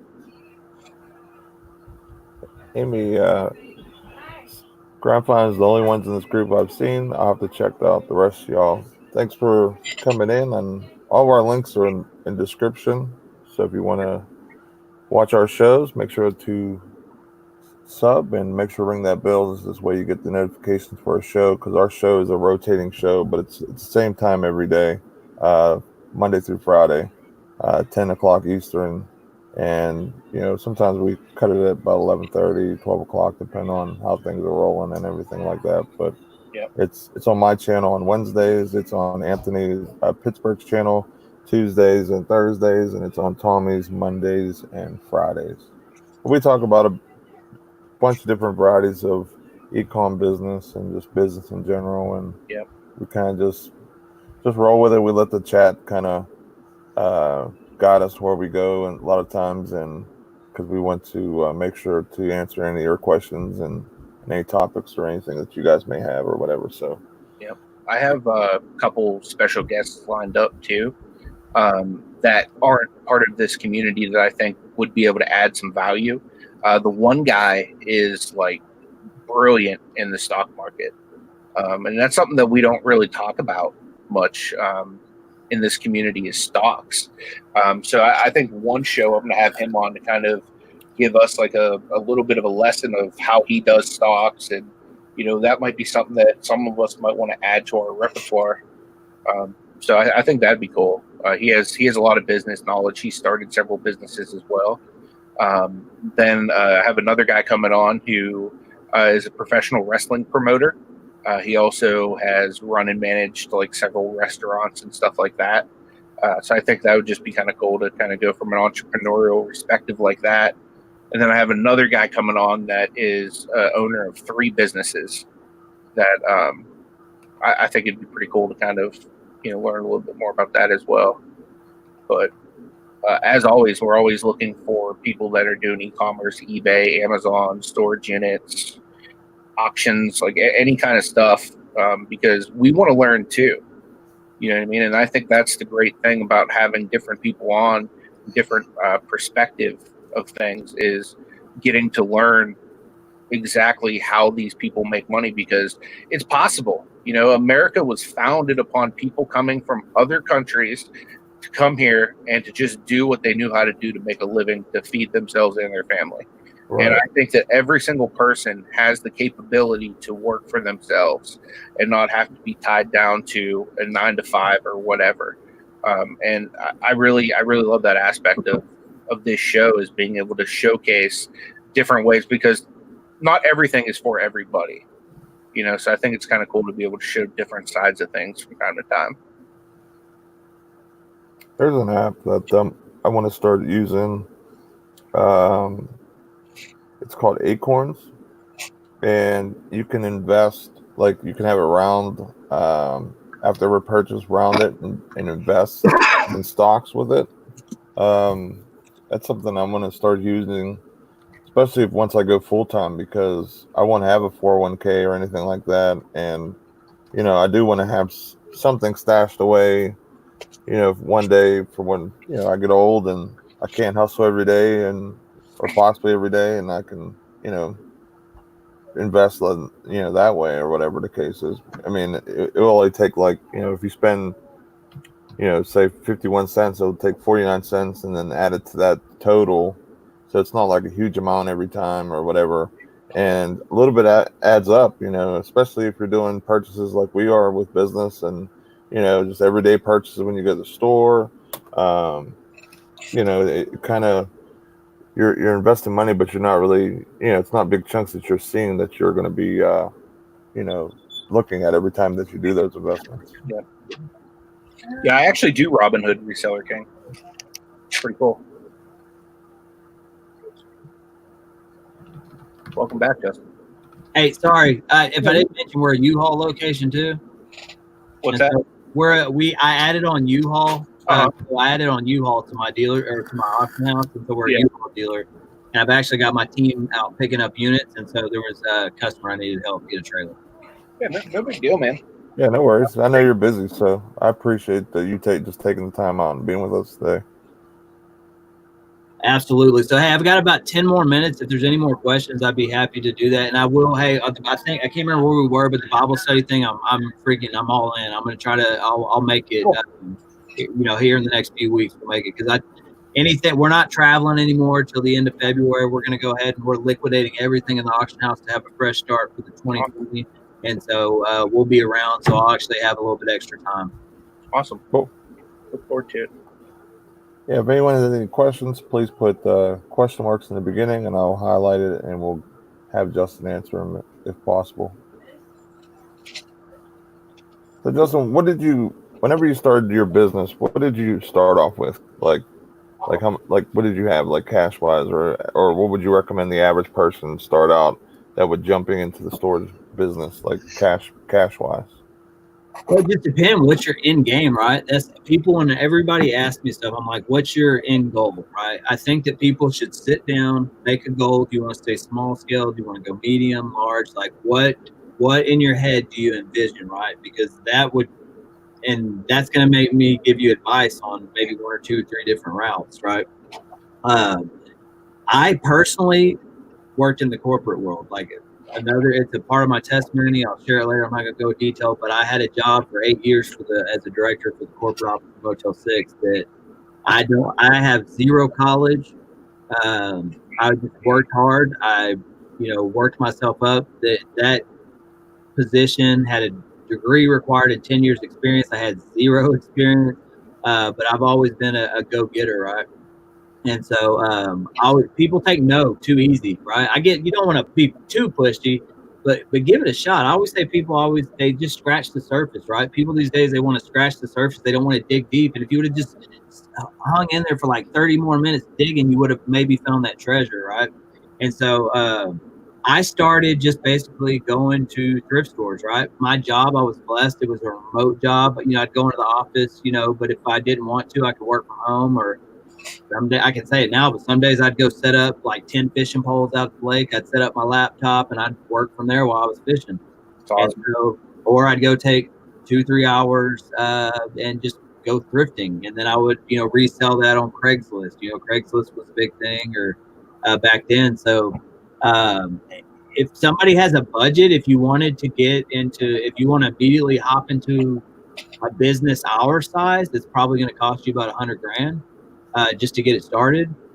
But what I could tell you too is you could, if you had a high bid site and started building up customers, and you had a place for them to, we have customers who do high bid auctions and they don't care. They'll let people pick the stuff up at their house, right? But you got to think end result. You don't want to keep changing what your customers have to do a lot. You don't want to say, hey, we'll do this here, and then it blows up and you're like, we got to change locations. So that's what I'm saying. Think ahead. How big do you want to grow this thing? Right. But so we started on thrifting, but if you want to just get a high bid site and go buy a locker and liquidate it that way, if you have customers, which takes time to build up, right? And please, for the love of the good Lord above, don't go buy an email list. I have people all the time where you can purchase that. We have a huge email list, but it's current auction buyers. It's people specific to what we want. The email lists don't impress me. I've got 100,000 people on my email list. Well, that's cool if only 100 of them are replying. You know what I mean? Those bot email lists, it's just not a good thing. So you could go buy a storage unit. Like for real, I spent $1,700 on that one. That was really good profit. And we turned it into $22,000, right? Most storage units, we at least minimum make 4 to 5 times our money back. The way we do it. So you could go buy a $500 locker. You could go buy a $200 locker and turn it into $2,000 or $3,000 easy the next week. But again, you got to have a place to sell it. You got to have a quick way to sell it. You don't want stuff on the shelf. Doesn't work for my business model, right? Because I'm a turn and burn kind of guy. I buy it cheap, I sell it. I want to say sell it cheap now, but just our bidding prices have gone up. Our bidders have gone up, so it's not as cheap. So you could honestly, if somebody had like $500 to throw down on a unit and had a proper way to sell it, liquidate it quick, man, I'm telling you, you can build this business up quick. My goal next year for our sales is $2.5 million for next year. Amazing, and we've built up a model for it. And I'm not sure where we are this year, but we should be close to 1. But again, we just started going back to storage units and stuff like that. So you can start it with anything. But again, end result, anybody can buy lockers. Anybody can go to thrift stores. And I would tell people, study your stuff. Like, people just want to sell stuff. Like, a lot of people comment on like my knowledge of stuff. Well, that's come over like 2 decades of like curiosity, right? If I find something in a unit, and I always tell my staff, if you don't know what it is, don't sell it, right? Because I don't know if they're getting a good deal. I don't know if I'm cheating myself or whatnot. And right, the proper descriptions obviously help sell an item, right? And so educate yourself, and anybody can get in this business. Probably around here, I share with people, my rent here for my building is $6,000 a month, but in other places outside of Dallas, you could probably get a nice, like, we started in a warehouse. It cost us about, I want to say it cost us like $1,000 a month, and it was like 2,000 square feet. But sometimes I wish I could go back to that, because what I know now, 5 years later, I was like, man, I could run just as much through that thing quick. So it's just up to you. Do you want a building? Do you want that overhead? Do you want people showing up to your house? If your business grows, you know, these are all things you got to take into consideration. So I just tell people, sit down. Don't be afraid to. Resellers and entrepreneurs were crazy, right? Especially me. My mind races 100 miles per hour, so I have to. Obviously, I talk. I swear to the Lord above, I don't smoke meth, and I get accused of it every video. I'm just very high energy, and I'm trying to get another sponsor, Starbucks. You'll always see me with one of these in my hands. But what's your end goal? What do you want to achieve? Is this a part-time thing? Do you want to start part-time? Do you want to turn it into full-time? I don't know what your budget is. You know, it's just sit down, put it on paper, and come up with a plan. The buying and the selling, or the buying, is so easy, guys. Like literally, when we moved into this new facility, we moved from 5,000 square feet to 14,000 square feet. And you can ask my wife, I filled this building up. I mean, packed. I filled it up in 2 days going to storage. That's awesome, man. And so the product's out there, but just you got to have a plan to execute. Yeah, like with me right now, like money is preventing me from growing way more than I can for obvious reasons, because I can't do some of the things I want to do. But I'm always thinking about the bigger picture, like you said. Like I'm always like my dad has a warehouse where it's all, you know, basically bigger rooms and stuff like that, where, you know, I could set up like my own type of flea market or auction or whatever, or I could also possibly, now that you're telling me about a hybrid, I can even set up that as well. You know, hold on. So like I'm always trying to kind of, you know, prepare myself for when I'm able to go, you know, to the next level or up a peg. So this way, if, you know, something changes in my business model, or maybe I don't like something later, then I'm kind of just boom there. I'm making the move because I've already kind of planned it out. And it also what drives me, because if I'm just kind of doing my thing and I'm, you know, I'm staying as big as I am, and I don't feel like I'm not thinking about that, I kind of lose some motivation. I feel too, because, you know, it's almost like the donkey and the carrot type situation where you're, you know, you see that end game or see where you want to be and you want to get there, and I'm chasing it. So that's what helps fuel me to keep going and to really, you know, hustle as hard as I can. You know what I mean? Dude, we should totally like link up together, doing like an auction house out of your dad's warehouse. Yeah, I mean that, like, you know, like with what, you know, what Justin's doing and stuff like that, like sort of like what happened here. Like he was talking about all the auction houses kind of went out of business or just disappeared. Like we talked about, they're not even around like our area, or they're so hush hush that, you know, that just not any around. And I know in our area, people love getting deals or possibly getting deals or stuff that you don't always see. So if we are able to bring that type of merchandise to a platform and start something, you know, it could be something really good. You know what I mean? Because there was one that was not that far from me that I guess burned down. And, you know, now all these people that used to go there don't have anywhere to go. So, I mean, yeah, for sure. There's a couple things that, you know, I would love to say the three of us, if Tommy would come to PA, the three of us could do a lot of different things, because there's buying power and money. Right there. See that's my problem, man. Here, you know, I'm not connected with nobody. I'm completely like a one-man show, and I see all these different ways. There's many different business like models you could go after. There's a ton of money out there, man. All you got to do is go after it. There's so many ways to make legit money, and the thing is, I'm trying to grab them all, but as a one-man show, I'm holding myself back, because instead of like going 100% at trying to fulfill this business model, it's like, man, I want to try it this way, and I want to try it that way, and I want to try it that way, and it's actually messing me up, because there's too many ways to make money, and I'm just like, man, which is the best way? I'm gonna try them all, but trying them all as a one-man person it's hard. It's like, I need to pick one or two and give it my fullest, instead of just a little bit to each way, because a little bit isn't working. And it's like, man, there's just so much money and I want to grab it all, and I just, my hands ain't that big. Yeah, because I would. Yeah, I mean, I would love to just do like a joint thing with somebody because I think we could get there faster together versus Yep. me taking the next 20 years to build up. I'm hoping it wouldn't take that long, but what I'm saying, like, it would take a lot of time, and all that time it takes, that is all that money that we could be losing out on. And I mean, all three of us, we think this very, very alike in business, and that's why I would love to bring Tommy, if he moves down to Pittsburgh or PA or anything like that, we could really I'd put a love lot to of do things in that. motion. And I tell Destiny all the time, I says, as a business thing, I think it would be very beneficial.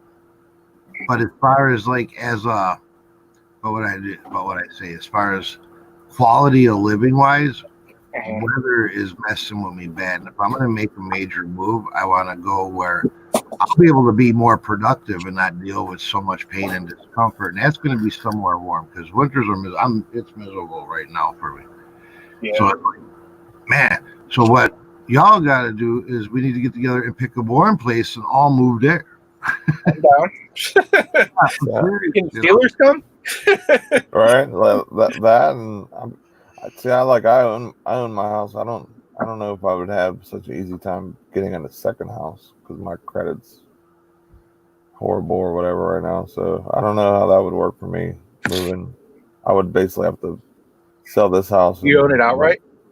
No, I still owe for another 10 years on this house. Gotcha. Yeah, I was going to say, for me, we own the house outright. So for me to move, all I'd really have to do, and I'm trying to do this winter too, is fix up the house and get it ready to sell and use the money I make off the house to buy another one. Yeah, like the other problem is the house in Pittsburgh is so cheap. If we were to go, like, for example, like me and Ash were looking into Florida and stuff, like a year or two ago, because I had the same problem as Tommy. Like, the weather kills me too. But it's so much more expensive to buy like something on par with where I live right now in different areas. Yeah, I see what you said in chat about that auction house in Cleveland. Yep. You should most definitely go check that out. I'm down, dude. I got that high bid up right now, high bid Pennsylvania. Gary wants us in Cali.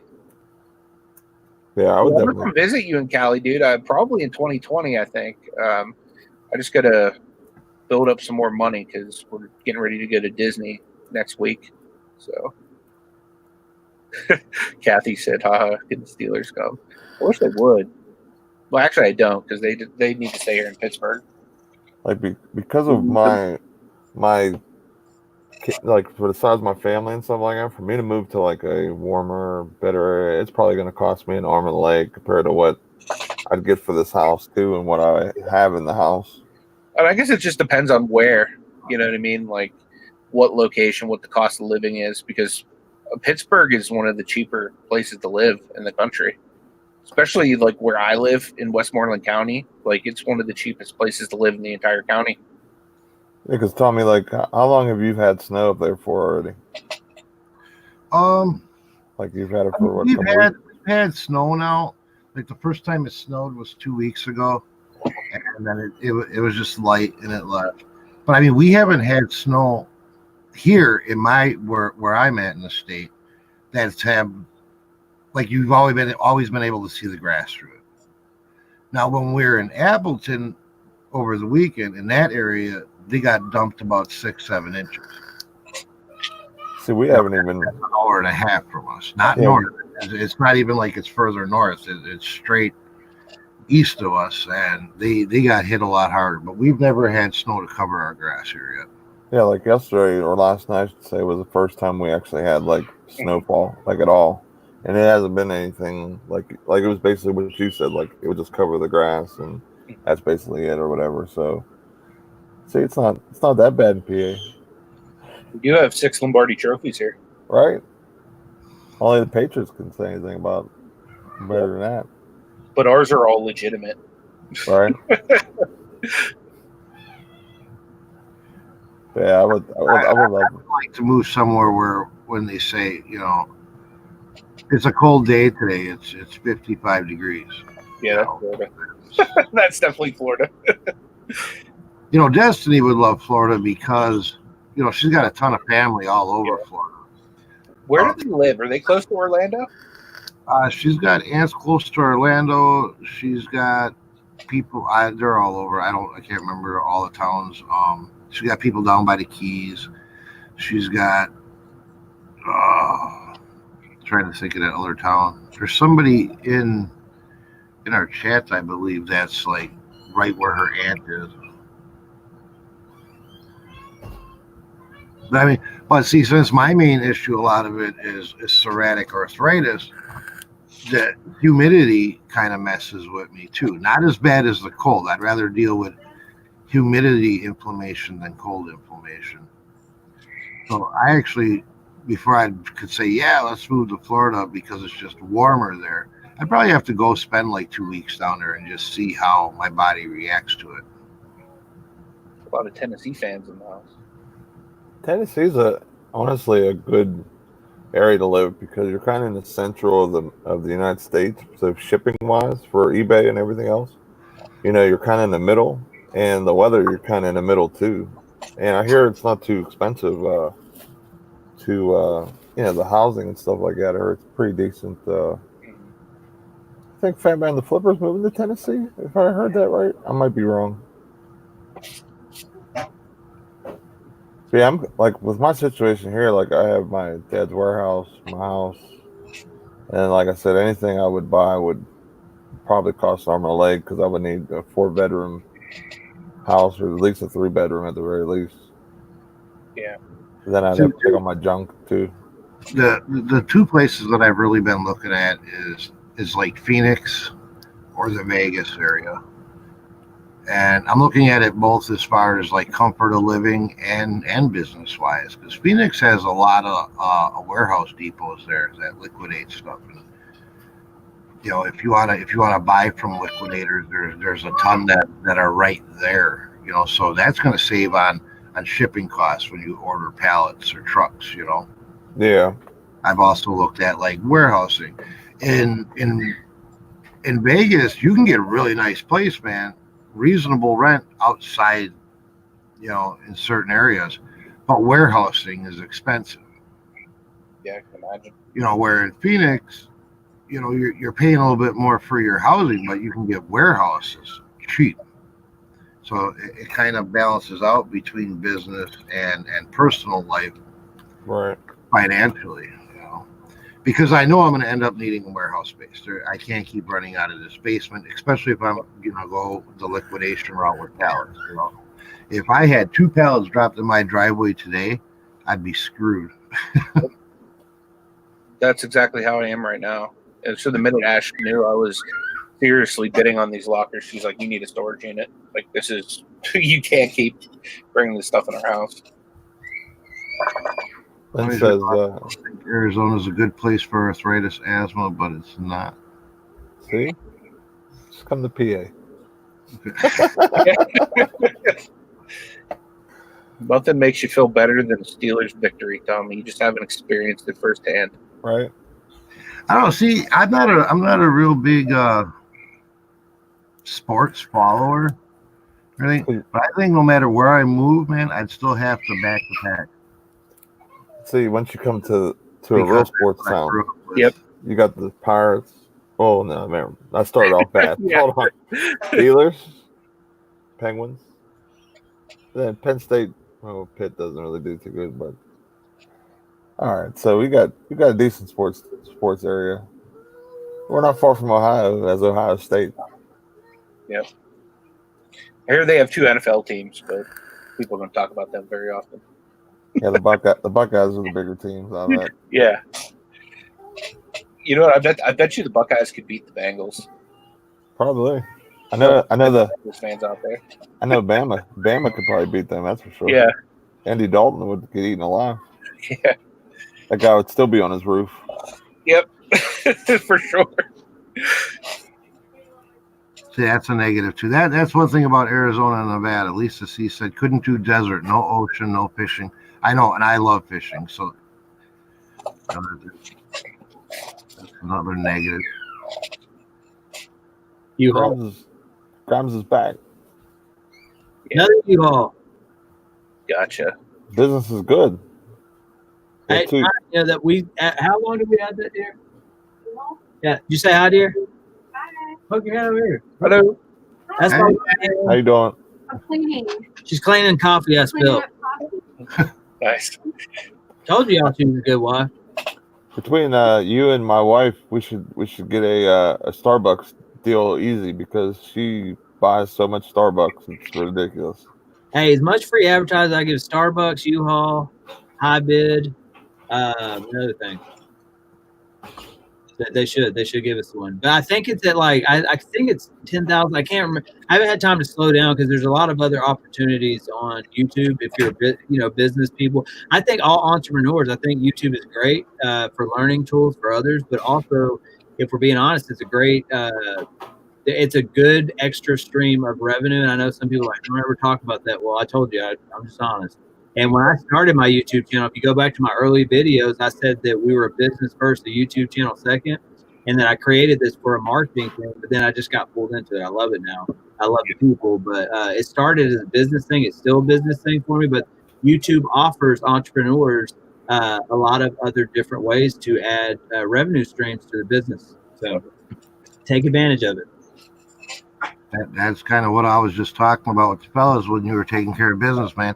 There's so much money out there to be made in so many different ways, and I'm learning them ways on YouTube to the point to where it's got me running in circles trying to chase it all, and I need to zone in and focus down. Well, my mind works the same way. I've got 1,000 ideas, and up till what? Hold on.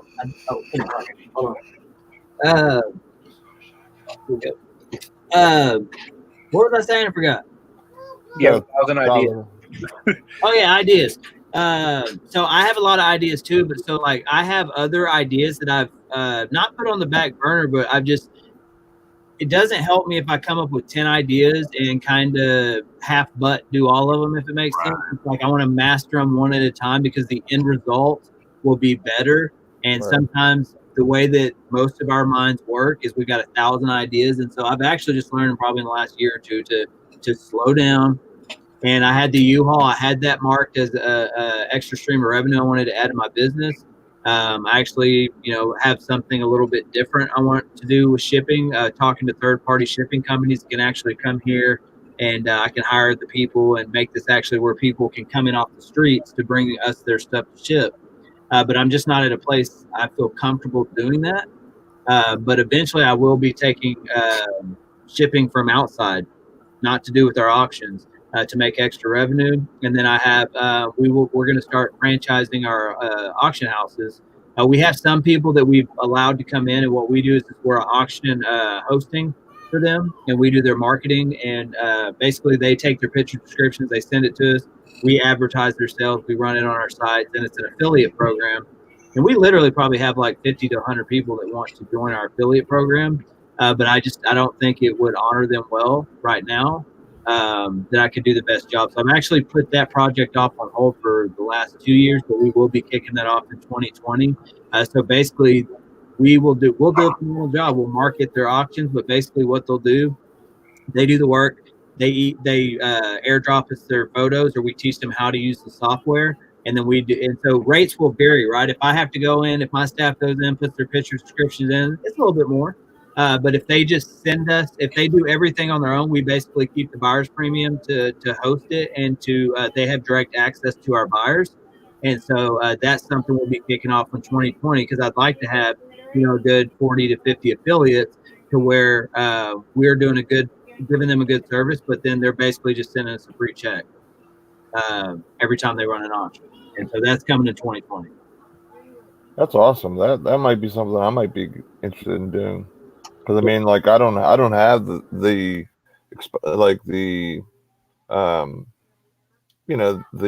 people to do an auction or the pool unless I did it on eBay. So that gives me like a secondary market or another person to do that with. So that's something that I would definitely consider doing whenever you guys do that moving forward. Yeah, and I tell people, like, check your areas, right? Because if you want to do it easy way, you're not going to make as much money, right? But you can go buy storage units, sort it, right? Most auction houses are not going to want the everyday items, right? Like I used to take consignment of everyday items. I don't take that anymore. Why would I consign something I can go out and buy on my own, right? And make 100% of it instead of, say 20 to 40%, depending on, different circumstances. And so, but yeah, it's what I would tell people: you want to go buy a unit or buy a large collection, piece it out to auction houses. Go do that, have the fun going through it, and then go drop off a load to 4 or 5 different auction houses, within your area, and have them sending you the checks, and just keep that circular rotation. Go buy it, let them sell it. They've already got the customer base, but what I would encourage is you're not doing yourself any services if you keep doing that. But what I would say is if you're getting started, drop those off at auction houses. But while you're doing that in the background, be gaining your own customers, be collecting your own emails, get your high bid site, start building your own database of customers while you're doing that. And eventually you don't have to take it to them anymore. And then you're building 100% of it. Right. Yeah. Yeah, that totally makes sense. That's very good advice. Yeah. All right, guys. Hey, I am so honored to be on here with you guys. One, just because we're all brothers in Christ, and I think that's the coolest. And I think we need more of that out there, right, without fear. And so I'm definitely going to get in contact with you, Pittsburgh. I'd love to be on the Bible study, join you guys. And now that I know, I wrote it down. I'm going to try to, even if I'm just sitting here typing, I'm going to hop in there and at least listen, because you can never get enough of that. But, guys, it was an honor to be on here. We will be. I hope that we were able to give your channel a boost. Because that's what it's about. And then the same thing, when you guys get a boost, I know you're a good man, and I know you'll do the same for other channels. And let's just keep that going. Let's build this reselling community on YouTube. Let's help each other. Look, there's enough people out there buying stuff. People want to get too greedy, and these other auctioneers around here, they get all competitive, like to a hateful thing, and it's fear driven. There's never going to be an end of stuff to sell or people to buy it, y'all. Let's help each other. There's never going to be there's an endless amount of people on YouTubers, right? Or watching YouTube videos. So let's not be selfish. Let's help each other. And I think that blessings will come out of that. But other than that, guys, we'll see you at the next unit, and we'd love to be on it. Actually, I'll have all 3 of you guys on here within the next month or so. I'll do a panel interview. We'll bring you guys on if we can't get you another boost. And hey, there's a lot of things that you guys do that I have no clue about, right? I don't have the time to learn about, and I would love to learn about, the different other stuff that you guys do. And so what I'll do is I'll bring you on, and we'll just have some fun on my channel. It'll be at night, and we'll go from there. Yeah, just let us know. I'd love sure. Absolutely. No, that's a promise, guys. We're going to make that happen. We'll have you guys on my channel, and it might get a little crazy, but we'll have fun. I promise you that. We can handle the crazy. We're all right. Crazy is a good time. All right, gents. Y'all have a blessed day, okay? All right. Thank you so much for coming on. Really appreciate it. You're welcome. See you, Justin. Thank you. He's awesome, man. Man. Yeah, He's sure. very cool, man. I'm very appreciative of him coming on, and you know, I love his stuff. And his business mind is very smart. That's one thing that I love. Another reason why I love doing YouTube and meeting other people is because you see the different sides of business, and on the storage side, that's a whole nother thing that I never really even thought about because I've never did any of that before. Just like how eBay and Amazon were so new to me, and now I'm doing pretty well in both of those. You know what I mean? And there's so much different things in reselling business that we can do that that we don't talk about or even think about. So that's why I love talking with people that are very business minded, and and then Justin's just an awesome guy to be around too. So it was an awesome show with him. And I appreciate everyone that came in to watch us and hang out and everything too. Hopefully you guys stick with us and come watch our shows. Tomorrow will be on Pittsburgh's channel, so make sure to. I'll schedule it out right after this. More on my channel. Yeah, make sure click the bell and subscribe to him. And Tommy's will be on Friday at 10 Eastern as well. So, what you guys got planned for today? Anything spectacular? I'm not sure yet. I was thinking about doing a working hangout, but I forgot to not release a video today. So I'm definitely going to do some video editing because I have 2 videos that need to go up. And I'm basically to the point of same day uploads right now. So I need to grind on that to make sure I get a little bit in the pool. So I'm not stuck without videos. So I'll definitely do some video editing. I'll probably film a what sold video at some point today. And then from there, I don't know, list stuff on eBay probably. Well, if you want to do a hangout, you don't want to interfere with your upload, man. I can throw one up because I gotta do something to get my store moving here. So I'm down for that. Whenever you want to do that, just let me know and I'll hop on with you. Yeah, I think at least our Siesta Sales said that listed and Zip It today with the reselling addicts is today. I think that's at 5 Eastern. I think that is. Oh, is it at 5? Yeah, I was think gonna say, I remember that. I went back and rewatched it. You did really good last night, guys. Just so you know. I know I left that. I watched like the first half hour of it, and then I got distracted by something in the house, so I had to go back and watch the rest of it. But it looked. I love the concept of it. I love what they're doing with it. I think it's great. I think it'd be cool to get involved with them doing that. You know, like how they're trying to make it kind of almost game showy sort of. It's just great. I love the idea of it. Well, I think we're gonna cut it off here. Like I said before, thanks everyone coming in and watching. Tomorrow will be on Pittsburgh's channel. Check out Reselling Addict for their Zip It and List It show. They're in the chat, so make sure to click the 3 dots. They're a really nice couple. They do a lot of different content, and they are doing that with Adventures and Reselling with Veronica, who was on our show yesterday. So Victoria. I'm sorry. I'm sorry. I don't know why. But thanks for everyone coming in, and we'll see you guys tomorrow. Have a great day.